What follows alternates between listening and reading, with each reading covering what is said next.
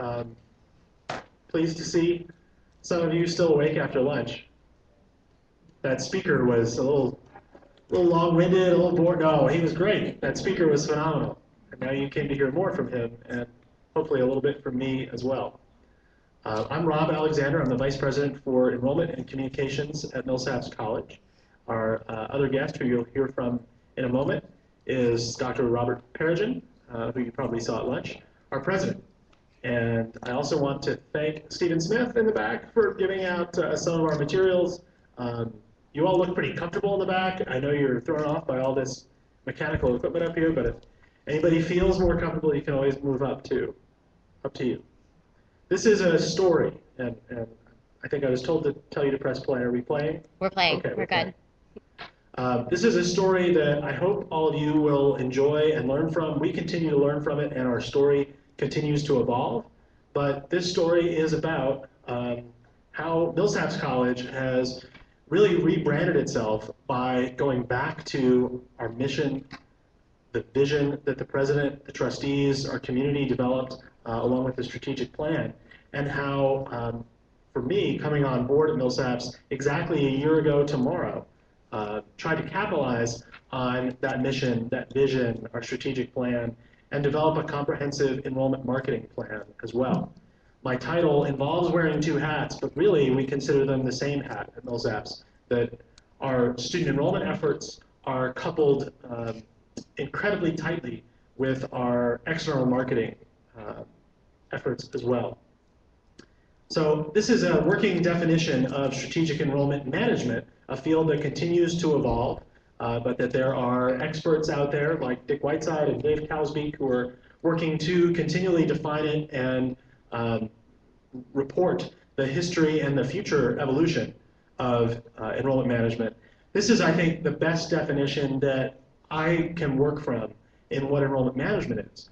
And what I did was take that definition and say, expressing this externally is crucial, that it can't just be internally integrating the university's programs, policies, practices, planning to achieve optimal recruitment, retention, and graduation. But in fact, that what we can do is shift and evolve next to strategic enrollment marketing. And that is this comprehensive approach to telling the story based on all the things that we know about mission. It sounds like there's a train about to come through the door behind me, but if anything starts to emerge, let me know, because I can't see what's back there. And that targeting these messages to specific audiences will help us to optimize not just our recruitment, not even just our retention, but let's go beyond that through graduation all the way to the philanthropy, the continuing community that our students and graduates will maintain so that they can one day help us recruit their sons and daughters or their advisees if they work in education. So to talk a little bit about mission, there's no one better to tell you about that than our president. I want to just start out with a working definition of mission. Still curious what that is.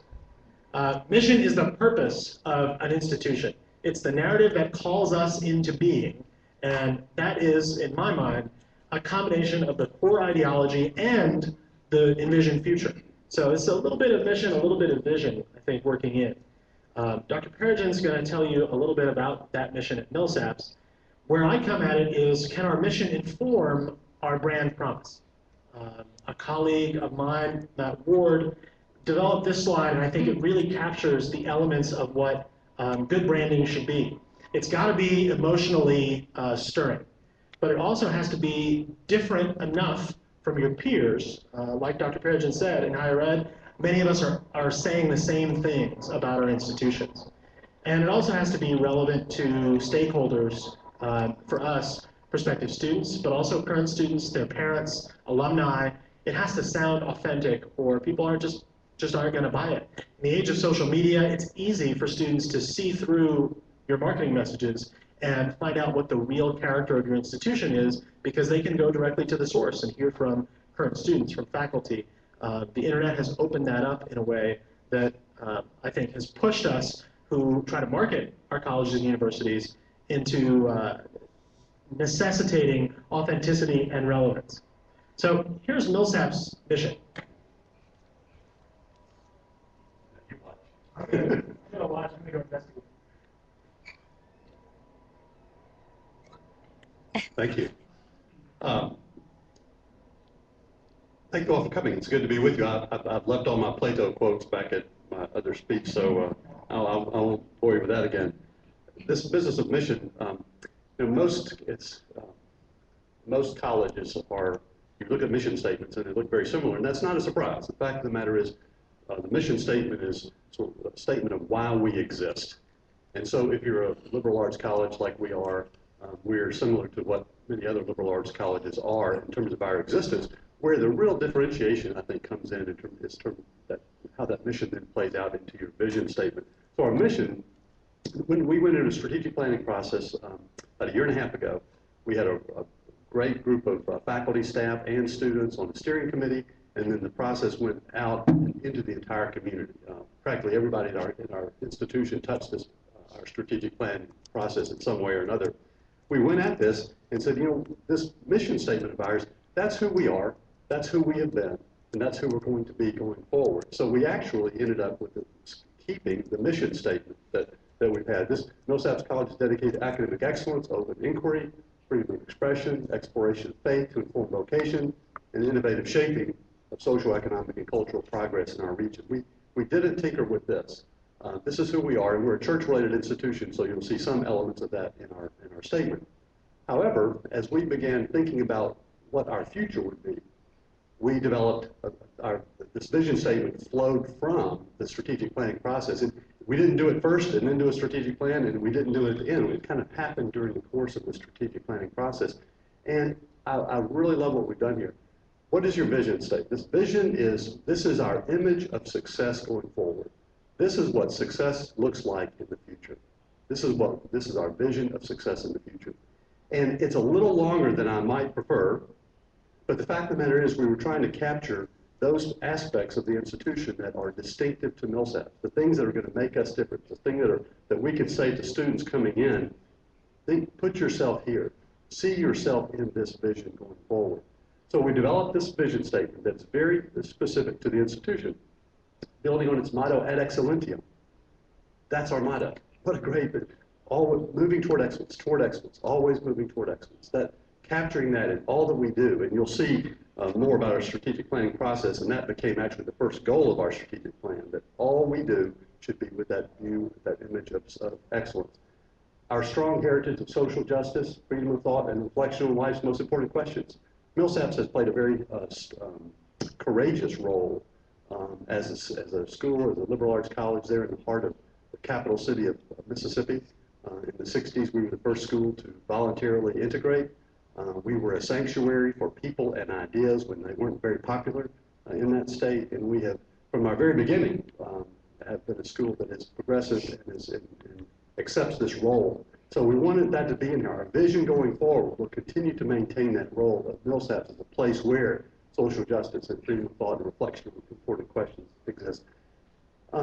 Also central, this location, a central location, the capital city of Mississippi. This is one of the interesting things. I commented on this in my remarks earlier. I spent about 25 years at a wonderful liberal arts college in a more rural setting. And when I came to Jackson, I don't think I knew what I was getting into in terms of what it would mean, what it could be like to have an equally superior liberal arts college, but one that's located right in the heart of the capital city, just a mile north of the state capitol, with all the ways to connect with state and local leaders, business leaders, political leaders, across the street from the medical school. Tremendous opportunities for our students to work with doctors there, to shadow doctors, to be in the laboratories. We have the only neuroscience major in the state because of that proximity. Across another street from this wonderful Belhaven community that's so rich in art and music and literature, and Eudora Welty's home there is kind of a symbol of that. And across this other street from this underserved area of town, where our students are deeply able to be involved in the community. So we said it's about this capital city and the opportunities we have by virtue of that location. So instead of ignoring that, and quite frankly, marketing efforts 10 or so years ago, as hard as this is to believe, the suggestion of those folks, was kind of hide from the fact that you're in Jackson, Mississippi. Don't tell anybody, like as if they're not going to figure it out. Don't tell anybody. Hide from that. And we have turned that completely on its head. We've flipped that. We said we're not going to hide. We're not going to hide it. We're actually going to leverage this location of ours, and that's what I was encouraging others to do. So the capital city is important. So then this transformative learning, that's what we're all about. Leadership and personal experiences, intellectual growth, and citizenship in this global society of ours, and with this commitment not only to succeed, but to make a difference in every corner that we touch, every place that we touch. So this vision statement, this image of success going forward, builds on our traditions, builds on our experience, but also takes advantage of new opportunities by virtue of that location of ours. Take one. So if instead of allowing marketing consultants to drive our brand, we look to our mission, to our vision, and our strategic plan, then I think we hit the mark. You're relevant, you're authentic to your institution, you're relevant to stakeholders, talking about things, presenting images in a dynamic way that hopefully is appealing to teenagers and their parents. We tested, and you'll see some of the market testing later on, but also recognizing the competitive advantages that we have that I think are embedded in this strategic plan. You have a copy that went around, and you just heard Dr. Perigin describe that process of developing that vision. It leverages in a very intentional way this idea that we are not just in Jackson by happenstance, that we are of the city of Jackson, that we're going to leverage that capital city in ways that to some degree we're going on already at the college, but we're not part of our branding and marketing effort. We're not part of the way that we were thinking strategically about college-wide initiatives, and obviously there are always at colleges and universities going to be more initiatives than you can legitimately fund and support with limited resources. This is the roadmap. This is the determinant, the crucible for deciding which of all those initiatives that are possible will really be supported and directed into the college's future. You know, sure. It's also, we found that by actually titling this strategic plan and putting it on a postcard like that you have with the goals on the back side of that, it's really meant something in a very important way. You know, this postcard sort of tells the story. This is across each of the streets. There's the state capitol. Here's the medical school. Here's the Eudora Welty home, which is in the Bellhaven community. Students working across the street in the Midtown area. These are also locations that we have in the Yucatan, this 4,500-acre biocultural reserve that's really quite phenomenal. But providing images of that across the street and around the globe. And then reinforcing, and I think this is very important, reinforcing this point about partnerships and influence at Millsaps. When we ran that title out there, there was some resistance or some hesitation, especially about that word influence. But as it's turned out, we've been able to say, you know, if we're not making a difference, if we're not an influence for the good in this world, then we don't have any reason to exist. So the very fact of titling the plan and coming up with images that support that work has, I think, made a big difference. And it's really interesting how frequently on our campus, whether it's faculty members or students, how often this title and this plan comes up. By the way, the thing that sounded like a train was a Zamboni ride-on vacuum cleaner that is now silenced. So this work had been done prior to my arrival, and it was in fact one of the strongest, most compelling reasons that I wanted to join the team at Millsaps, because I could easily buy into this vision and knew that this could be incredibly compelling for prospective students. What I tried to bring to the table was, all right, we understand this internal direction now. Let's look external at our market and try to determine what's going on there that might influence the way that we craft our strategic enrollment marketing plan. So we looked at the market. We want our brand to live at the intersection of this mission and of our student motivation. And I believe strongly that we need to serve our mission by making it relevant to our market. What's going on in the market? Well, obviously a lot of demographic changes. The numbers of college-bound students in the country is fluctuating. We're now in a down cycle, but we're going to rebound back up slowly. But they're not going to be the same kinds of students. Obviously, there are going to be changes in their demographics, their ethnicities, their status as first-generation students, and also their geography and where they are. We can recognize that in the South, we're actually going to be seeing some growth, growing by 14% between 2013 and 2027. So we can capitalize on some of that growth given our location. But we also need to be mindful of what's happening elsewhere in the country and how many other institutions from these other regions are going to come looking for those students in growth areas. This is where we worked with some of our internal and external partners to come up with the ideas of what are our primary market segments.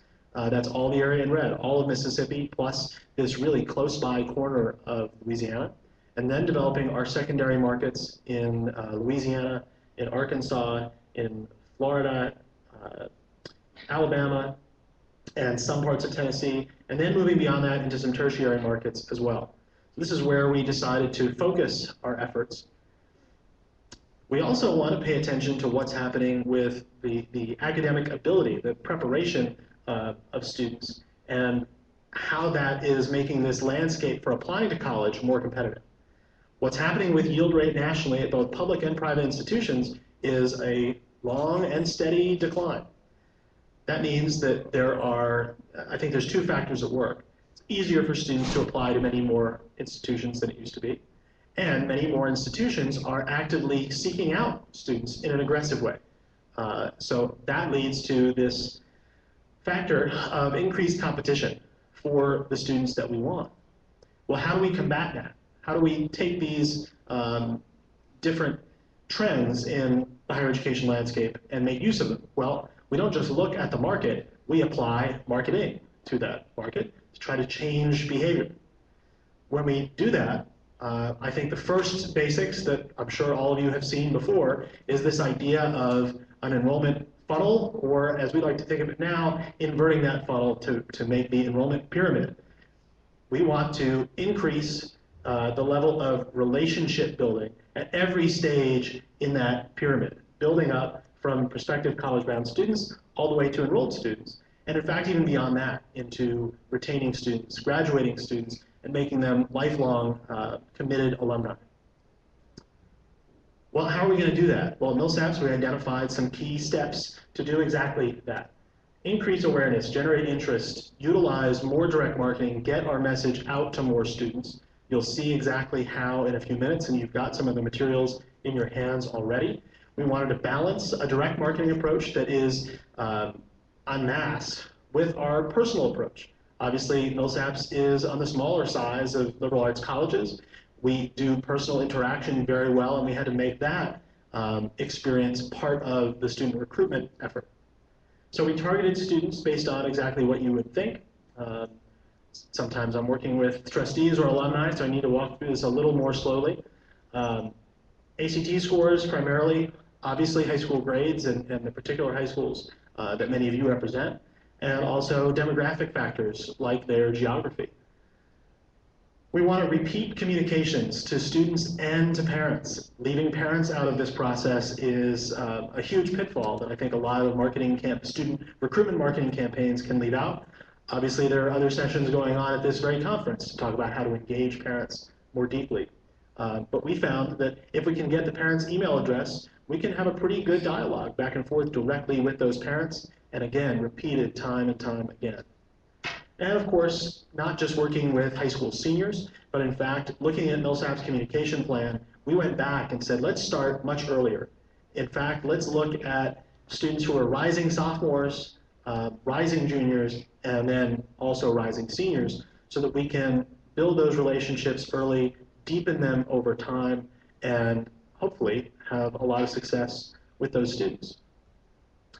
We're obviously utilizing technology very extensively. We developed a plan to implement a new CRM. We did so very aggressively and very quickly, and luckily have a great team who helped us implement that. And that cut down our response time to students, whether that was a student who wanted to schedule a visit, whether that was a student who wanted to apply and have their application reviewed. We worked to get back to those students as quickly as possible. So we had both more applications coming in, but also a much faster response time. And that's difficult to do simultaneously.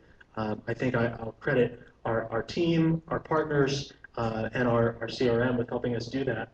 And we also worked to provide Millsap's best and near final, merit scholarship offer earlier. We are the most expensive school in the poorest state in the union. Not an easy place to be when household finances are shifting across the whole country, given the economic recession that we just went through. The average household income has declined in every bracket over the past decade, and this slide shows you just how much. So that decline across every sector is now on the rebound, but families are still very nervous about how to pay for college, very loan averse, and with our unique challenges of being this wonderful school in this wonderful city, but in a state that has not enjoyed as much economic prosperity as perhaps some other regions, we had to pay attention to that. In thinking through merit and need-based scholarship, this is, I think, a really helpful data set for you. So this shows, on the first bar, 2012 high school graduates in the nation, 3.3 million. Then those enrolling in college, so the college-bound high school graduates, now are down to 2.1 million. Those with an 1100 or higher SAT score, 700,000. You can see how small this pool is getting. And those who can afford to attend college without aid, 17,338. Those are the students that most colleges really, really want to compete for. But I show you this so that you understand this level of competition for students, this idea of developing a merit scholarship system that could be easily understood up front was really important. When I started at Millsaps and talked with our coaches, with our frontline admission counselors, this is what they told me would really help them have conversations much earlier with a sophomore and their parents at a basketball game or at a college fair, that when they said Millsaps College, it didn't just equate to private school, too expensive, can't afford it, won't consider it. This was a way of continuing the conversation and allowing that student to continue to investigate, to apply, and then to package them according to this matrix. This was this previous year's. Obviously, we'll refine this and change this. This will evolve over time. It's similar to what I think a lot of larger public institutions do to dispel notions of inaffordability. But we've grouped things into some ranges here. So we're still using some holistic process to make those determinations. We're still using a holistic admission process, but this has really helped in getting out in front of that question of cost, and then moving the conversation beyond cost to value. And I know we do a great job in talking about the value of Millsaps. So these were sort of the preliminary steps, and we had to figure out, what do we do next? We think we have these elements, but how are we going to test these branding elements? And what I continue to say is we can't just tell the story. We have to show, we have to demonstrate the story with real-world examples, with vibrant photography. We looked at this research, we developed a first draft of marketing materials, and we went out and we tested it. Focus groups allowed us to receive feedback, to refine our materials, and then ultimately we launched. And we're going to continue to assess these over time. So let me show you a little bit of what resulted from the elements that some of you have in your hands, our view book. This opportunity to capitalize on the strengths of being in a capital city, especially the internship potential of that, was incredibly meaningful. Here's a quote from a student focus group.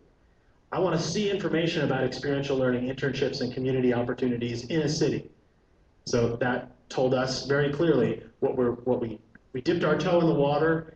It's working. Let's continue to provide more concrete examples of each of those points. This strength of combining a liberal arts college with a fully accredited school of business was also really resonant. This was, I think, apparent. When you pair a liberal arts school with a business school, you get the best arts degree and a big university business education. When you tell someone that, they're going to be really impressed. That was a dad talking at the focus group. I was behind the mirror, the one-way glass, watching this, And the whole room changed when we said, liberal arts institution, yeah, that sounds okay, but will they be able to get a job? Will they have tangible skills? Then we said, well, what about a liberal arts college that also has a business school? And the whole room perked up, stood up a little straighter, said, yeah, that sounds like a great combination. And also in broader public opinion, this idea about employability and the focus on careers, but we don't want to lose what is authentically important about the liberal arts tradition as well. And I think our materials, I hope, got that balance just right.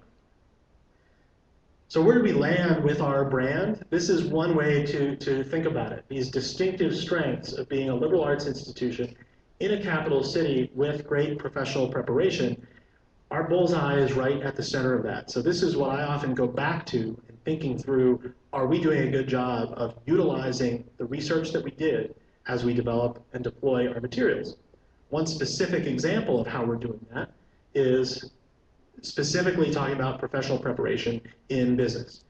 Truly a unique strength of Millsaps, at least in our region, to have that combination and to try to leverage it. You'll see it in a couple of examples that we'll see very shortly. So as we work to enhance the reputation and prestige of Millsaps College across a lot of our audience, we want to make sure that we're incorporating these messages in print, in website, in our emails that we're developing and deploying, in all of our direct marketing to students and parents. If we can do that, that's half of it. The other half is making sure that we're fostering these relationships, that we're not just talking with prospective students and parents, but also with counselors. Part of this presentation is actually not just talking about what we're doing, but fulfilling it by being here at this conference and sharing the message. With our faculty, our coaches, our alumni, our community partners, our current students, our parents, all of them need to be engaged in this rebranding effort, and all of them need to, nearly all of them, need to buy in. You're obviously going to have some folks who really wish that their own pet project was the one that we ended up focusing on, and that's valuable input as well. What resulted, the view book that you have is really our centerpiece of this new strategic enrollment marketing plan. It sends a very clear message. I think it's got a unique and distinctive look in this photography. We looked carefully at lots of different options of what to put on the cover, and then what to put inside. We got some pushback from faculty on this idea of being restless, but students and parents loved it. They saw restless paired with the word positive as exactly what they wanted to be, not just at an institution where they would be passively sitting back in a classroom listening to a lecture, but where instead they would be actively participating in the classroom, outside the classroom, in everything that they do. And then we told the story really just by going through. How do we create change and transform lives on the campus, inside the classroom, across the street, around the globe, with our friends, and then some information obviously about admissions, financial aid, what students need to do next if their interest is continuing to deepen.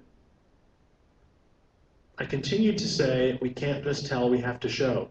Here are some of the ways that we decided to talk about Jackson in a very new way for the college, embracing this relationship with the place to be, the new Jackson, bolstering that with some great points about just what a wonderful college town Jackson is, and what a great, one of the top 100 places to live in America, a lot of ranking lists that Jackson came out as a real positive. We also looked at how to rebrand our own application. When I got to Millsaps, it was a really clunky process. It was difficult, frankly, for a student to apply to Millsaps using our own application. Obviously this year there were some difficulties with the Common application as well. We're a Common App member, but luckily we also had another alternative for students to apply that really was smooth, seamless, and allowed us to position the university as students were applying. That interaction that students have during the application process, that's part of your branding. It's part of the messaging that they're going to take away. The ability for students to interact not just on our own website and not just through a computer, but also through a tablet and a smartphone sends a clear message that we're meeting students where they are. So we made sure that our application platform was seamless, similar but not exactly the same, customized and easy to use no matter which platform a student chose. And I believe more than half of our applicants began their process. They may not have submitted their application, but they began clicking through and filling out their applications, more than 50% on smartphones or tablets this year. Here's an example of living that idea of a liberal arts college in a capital city with a great business school, making sure that our features on our homepage on the website change regularly and really demonstrate this unique strength. So this was our business school's fall forum on the economy to focus on the economic outlook of Mississippi and the nation. One example of the way that we really try to live that and put our location and our unique strengths first and foremost. Here's an example of an early piece that we send to sophomores and juniors in rewarding them for some of their interests. We talk about what to look for to find a transformative education. It's a little lighter on Millsaps, a little heavier on guiding them through if they're looking for a place that's more than just checking a box, taking a couple of classes that maybe you could show up for, maybe you can't, getting a diploma at the end. What are the components of that kind of a transformative education that you should look for as you narrow your college search? So here are some results, and then we'll get into some questions. Date-to-date comparisons, we are far ahead in the number of applications that we've received.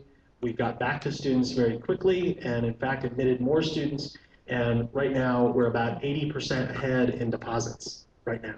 And this is in fulfillment of the strategic plan, one element of which is growth. We're looking to grow our student body over the next probably 3 to 5 years, and that growth is only going to be possible if we succeed in our enrollment outreach efforts. So I want to thank Dr. Perigin and thank all of you for your attention and invite lots of questions now at this point. We've got still plenty of time left. We'll take some questions from our live audience first, and then we may have some questions that will also come in from the web. Serge has a question in the back. So you're in a growth mode as part of your strategic plan. As part of that process, then, are you reevaluating your profile to achieve that, and how are you communicating that as you pursue it? In terms of our profile, I assume that you mean the bar for entrance, admissibility standards. We are not. This has been possible so far without lowering our academic standards, and that's something that obviously the president is not interested in doing. My sense was that what we were doing in terms of our external marketing could be enhanced in such a way that we could improve our work through the enrollment pyramid without sacrificing on student quality. This year will tell us a lot about where we are, how much we can achieve, and how quickly we can achieve it. But thus far, this has actually been a record year in terms of just ever so slightly higher admitted student ACT and GPA average.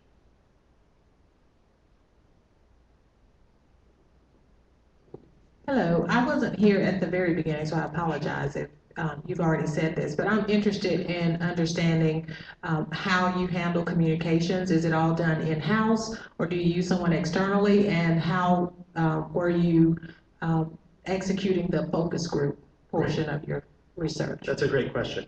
So the internal structure is one that has been recently reorganized, and my position is a new one that combines enrollment with the Offices of Admission and Financial Aid with communication. And we have a great director of communication that I hired soon after coming on board as well from the corporate side.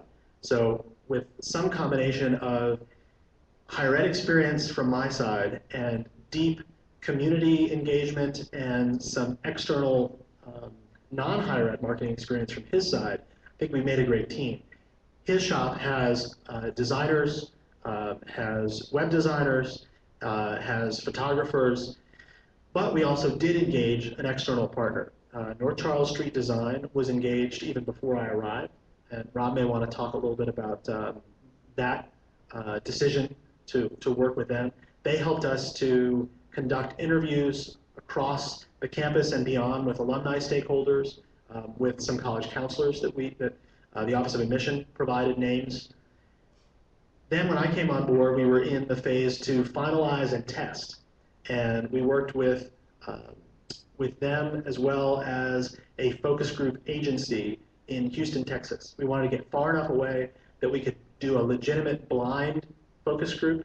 So the families, the parents, and the students who came to the focus group did not know which college invited them.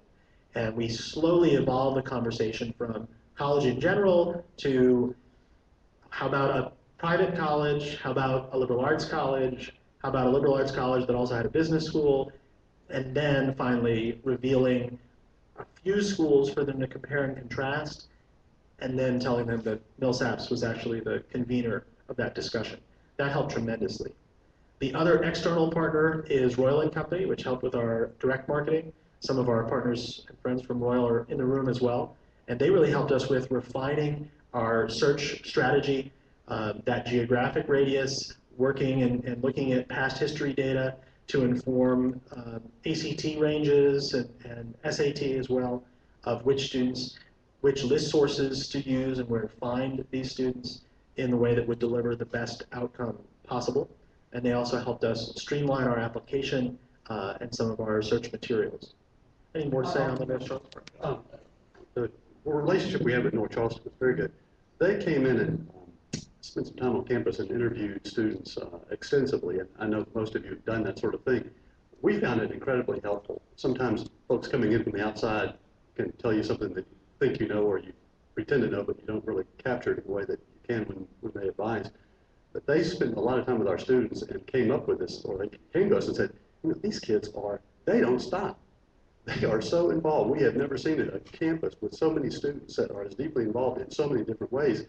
And this notion of this restless force, this never stand still, was something that they really helped us imagine.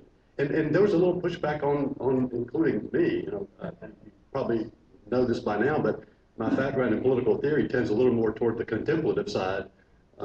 And so when they said this notion of never stand still, I'm like, wait a minute, I want these kids to pause and to be still and to be quiet and to be contemplative. Well, we came to the conclusion it's not an either or. You can describe the student body and the experience as both. But the interesting image, the last view book we did, it was an image of 3 or 4 students sitting in rocking chairs on a porch of a residence hall. So here we are, Jackson, Mississippi. That seems to fit. But compare that, the rocking chair scene, to this image of this student moving, and this notion of never standing still, this restless force, and it really worked. But there are also plenty of times when we do encourage our students to step back and slow down and be contemplative. So it was very helpful to have them. That they were terrific working with us.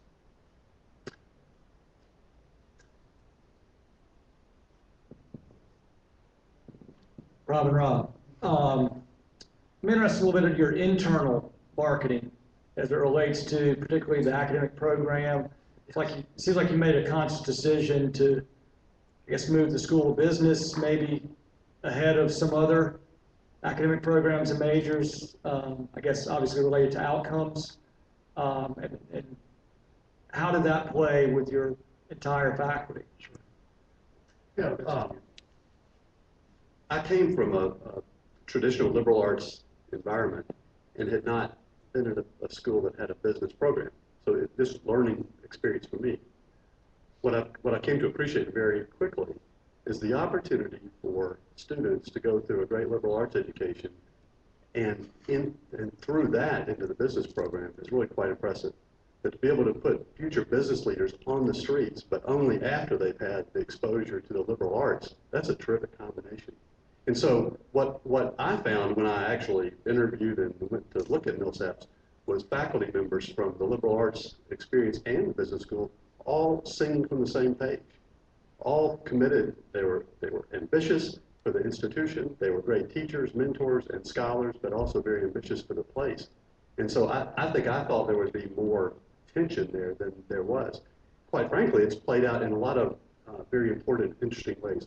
We've just recently gone through a 2-year process of looking at our general education program, our core curriculum. We've had the same core for over 20 years. Last month, the faculty voted to change some elements of the core, not completely. It's not an entirely new core, but one of the new courses, one of the 10 courses that will be required in our core curriculum is a course in the business school called Money, Markets, and Leadership. So we have added into the core curriculum philosophy majors, chemistry majors, they will all have this course in the business school. And that has been a very positive development. The vote in the faculty on the changing like that, 81 to 19%, 81% to 19% of the faculty supported this change in the core, including incorporating into the experiences business core. So I think we've got that's one of those distinctive things. And it's also, again, by virtue of being in Jackson, in that metropolitan area, that adds to the picture. The other thing is we're still a great liberal arts college. The fact of the matter is, as this plan was being finalized, we had some parents of a graduating senior who made $1 million gift to the college in cash, not a bequest, not down the road, $1 million in cash for an endowment for the history department, so that history majors, using the $50,000 or so that would spin off of $1 million endowment, history majors have an opportunity to work in the Department of Archives and History as interns, or work in a museum in South Africa, or study in Oxford. So a gift motivated by that plan to create opportunities for current students while they're in the college to experience something of what it might be like to be a history.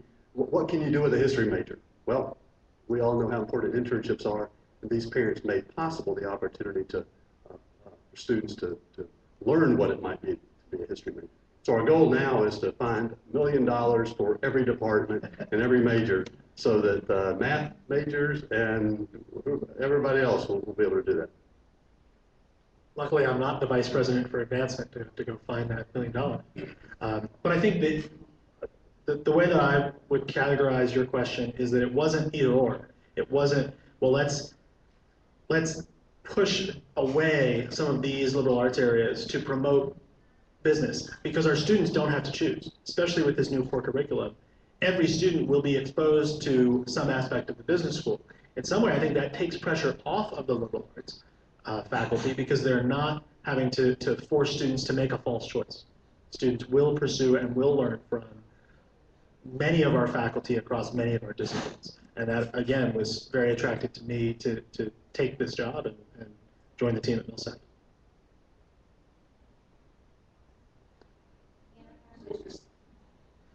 I'm going to wait for the microphone to get to you so that others out there in cyberspace can hear your question. What's your split between print campaigns and web or digital campaigns? This year, we spent a lot of money in print because it was brand new design and printing. We'll probably stick with a lot of these design elements, and we have a huge library now of photography. And I think we'll spend less in print over the next few years, because we'll be able to leverage all of this this library of graphic elements. We also invested heavily this year, though, in the direct marketing piece.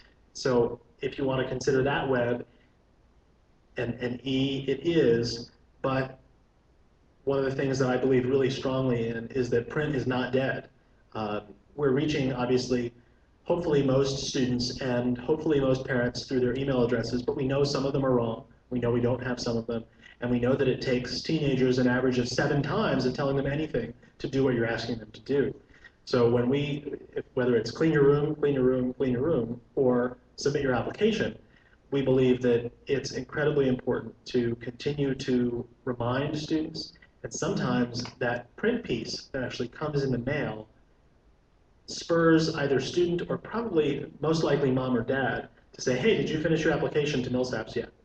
So we're really trying to invest in both of those strategies simultaneously, as well as our student calling campaigns, as well as our personal outreach with our admission counselors out on the road as Pied Pipers talking with counselors and students. So it's a complementary approach rather than, I think, a false choice that has to be one or the other. The same way I would describe, and I'm thinking back of the presentation, merit and need-based financial aid. We shifted that merit plan into the matrix approach so that even in sophomore year, students could see what it is going to be. But obviously, we still are coming behind that with FAFSA submissions later in the process. After we've admitted students, the admission letter indicates a preliminary merit-based award, but also indicates that we need a complete FAFSA to produce the full package with the need-based. And we're very proud that 25% of our students are Pell eligible, and we want that to continue. So we're obviously giving them a lot of merit aid, but we're supplementing that, particularly for our students with lower EFCs, with significant need-based dollars.